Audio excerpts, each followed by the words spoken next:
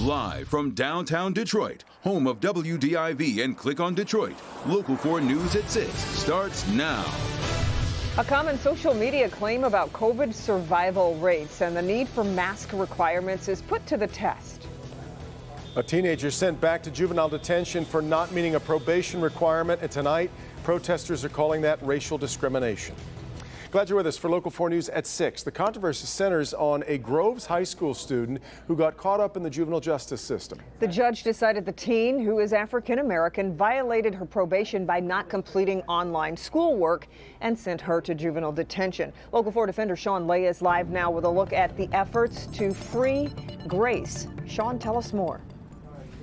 That's the hashtag of a big protest held right here in the parking lot of the courts buildings here in Oakland County not long ago. We went right to the county executive here at Oakland County. He tells us that homework he has learned was not the only condition of probation for 15-year-old Grace. There were other factors involved in sending her back to juvenile court. Those factors are unknown right now. The bottom line, he wants her case reviewed and reviewed right away. It's a case that's causing major controversy tonight. Speaking up for a Groves High School student named Grace who can't be heard. I know that if Grace was a 15-year-old white girl, that she would not be sitting in juvenile detention right now. Sherry Crawley has teen daughters. When I heard her story, those are my girls' story. Her heart sank when she heard that Grace was in the juvenile justice system for fighting and stealing, and then she broke down when she heard that Oakland County Family Court presiding judge Mary Ellen Brennan sent Grace to juvenile detention for violating her probation by not doing her online schoolwork. And I dropped to my knees, and my daughters they woke up hearing me cry. The judge's decision causing a firestorm of controversy. Protesters gathering at Groves, then caravanning to the Oakland County Courts complex. Governor Whitmer issued an executive order that specifically talked about not incarcerating children during this global pandemic. And this situation does exactly the opposite of that. Oakland County Prosecutor Jessica Cooper telling us, quote, the controversy involves a family court judge's decision on a case she took jurisdiction on a while ago. Only she can change or modify the order. Oakland County Executive David Coulter is calling for Grace's case to be reviewed immediately and has this message for Grace. You're a 15-year-old girl. You're a young girl with your whole life ahead of you. And I want to make sure that you have every opportunity to succeed. And it's my responsibility and the county's opportunity to make sure that we're giving you the appropriate support and resources so that you can be successful in your life. And that's all any of us want. Back here live in Oakland County Executive Coulter there saying Grace's case, he has learned, isn't up for review until September. He says that is simply not good enough. He has had a conversation with Judge Brennan. He says the judge is open to reviewing it. Of course, we reached out to the judge several times to get her take on this. We have not yet heard back. We'll certainly let you know if she does speak out about this controversial case, guys. Keep us updated, Sean. We appreciate it. Better but not good. That is, I guess, one way to describe today's COVID-19 case data from the state. The number on the far right that you're about to see here is today's reported case count of 645. As you can see, it's down significantly from yesterday's number of nearly 900, but it still is the second highest of this week. Sadly, we have lost another 16 Michiganders to the virus. West Bloomfield High School is going to stick with strictly online learning if the state remains in phase 4 of the governor's restart plan. In a statement, the district says, this is the quote, while we all would like to return to school normally in the fall, our district leaders prioritize the health and safety of our students and staff.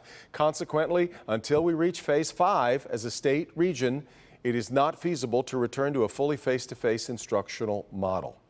Michigan's Attorney General is speaking out against Hillsdale College's plans to hold an in-person graduation ceremony that's set for this Saturday, and it's expected to draw around 2,600 people.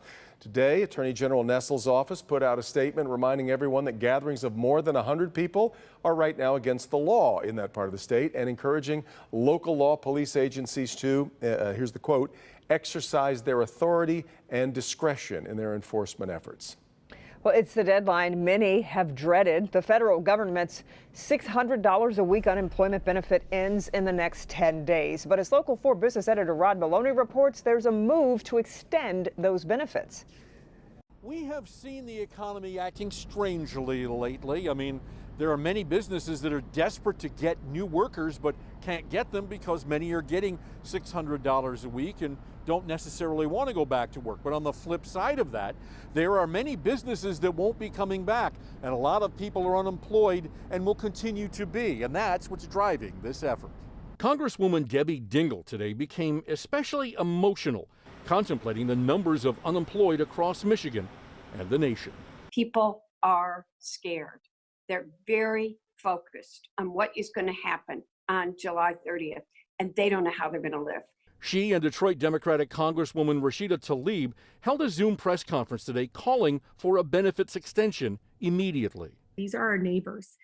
These are daughters, these are mothers, these are fathers, these are people that are trying to do their best with no fault of their own. The pandemic has impacted them, and we can't sit by and not allow us to provide unemployment benefits. All of a sudden, we're going to stop paying unemployment, and people who shouldn't be at work, who need to stay home, are going to be afraid that they can't stay home. And that is the biggest danger to community spread and the spikes that we're seeing. There's been a move in Washington to negotiate an extension, but Senate Majority Leader Mitch McConnell has said this week it'll likely not come before benefits run out. Those negotiations do continue, though. It is time the United States Senate get off their ass, and yes, I'll use that word, and do something, because their people that they represent are scared to death. One of the things we need to remember about this program is that it was opened up to many people who otherwise would not have qualified for unemployment, particularly small business owners. And considering how slowly the economy is coming back, the reopening, so to speak, this could be a problem going forward as these benefits do run out. In West Bloomfield, Rod Maloney, Local 4. Out. All right, Rod.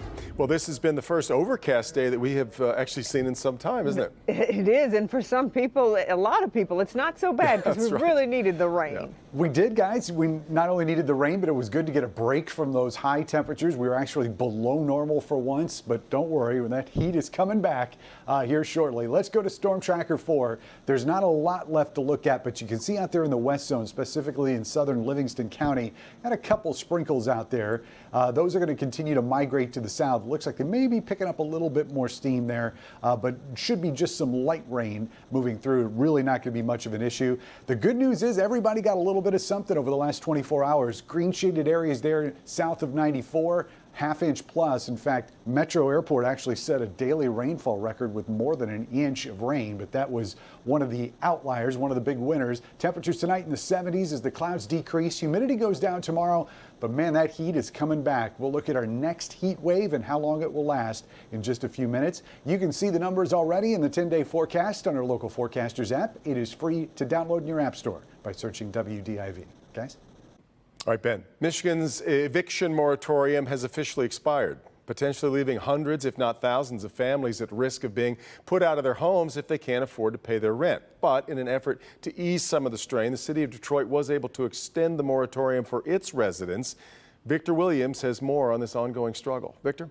You know, well, prior to this news coming out, there were so many families that were concerned about how they were going to make the ends meet and how they were going to get the rent in on time. But today we spoke to a former attorney that says this is one of the only moves that's making sense right now.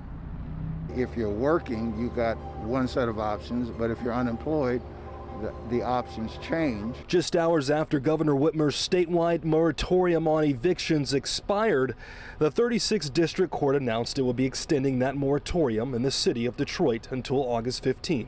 It needs to be extended to the end of the year until we can at least see the possibility of getting some legs under us economically. Former attorney Rodney Watts served for 30 years with the Wayne County Neighborhood of Legal Services. He insists that there has to be more done to make sure families don't end up on the street. And the victims, low-income people, people who can't afford to pay, the people don't have to suffer. Because if you evict them, where are they going to go? And with that mindset, he's not alone. Mayor Mike Duggan addressed the situation and the awful timing during a press conference on Wednesday, where he spoke about plans to offer assistance to the people who need it the most. Go to DetroitEvictionHelp.com starting tomorrow. We will get you to resources. If you are already unemployed and you get booted out, your only hope is to reach out to community organizations that are in a position to help you or public assistance. Now, unfortunately, the moratorium has only been extended in the city of Detroit, but in the meantime, there is a new program offered by the Michigan State Housing Development Authority that offers $50 million in relief for landlords and tenants. Victor Williams, Local 4. Okay, thanks, Victor. Well, you've probably seen people claim on social media that COVID-19 has a 98% or higher survival rate, so wearing masks or closing businesses is excessive. Dr. Frank McGeorge is here to put that to the trust index. I've certainly heard this before, Doc. What do you say? Well, you know, Kim, as of yesterday, the number of cases in the U.S. was 512,000. The number of deaths was 137,000, which makes the case fatality rate about 3.9%. So, based on confirmed cases, about 96% of people do survive. In fact, the real number is probably higher, but that is not a reason to think that everything is okay.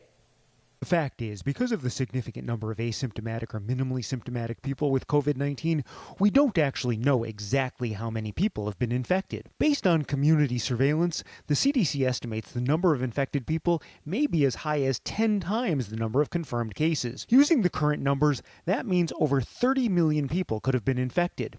That would make the infection fatality rate 0.4%, meaning 99.6% of people survive. The problem is, even a fatality rate of 0.4% is crippling. Here are some of the numbers to put it in perspective. If the virus was allowed to spread to everyone in the U.S., that means over 1.3 million people would die. In the meantime, with over 1 in 1,000 cases being hospitalized, as we have already seen, hospitals would be overwhelmed and there would be additional suffering. So I would give that claim that 98% of people survive a be careful on the trust index. The fact is, the survival rate per infection, a number we don't know precisely at this point, is in fact probably higher. But at the same time, just doing some simple math, it is clear that unchecked spread would kill an unacceptable number of people and frankly create a crushing burden on healthcare. Yeah, and this doesn't even account for long-term consequences of infections.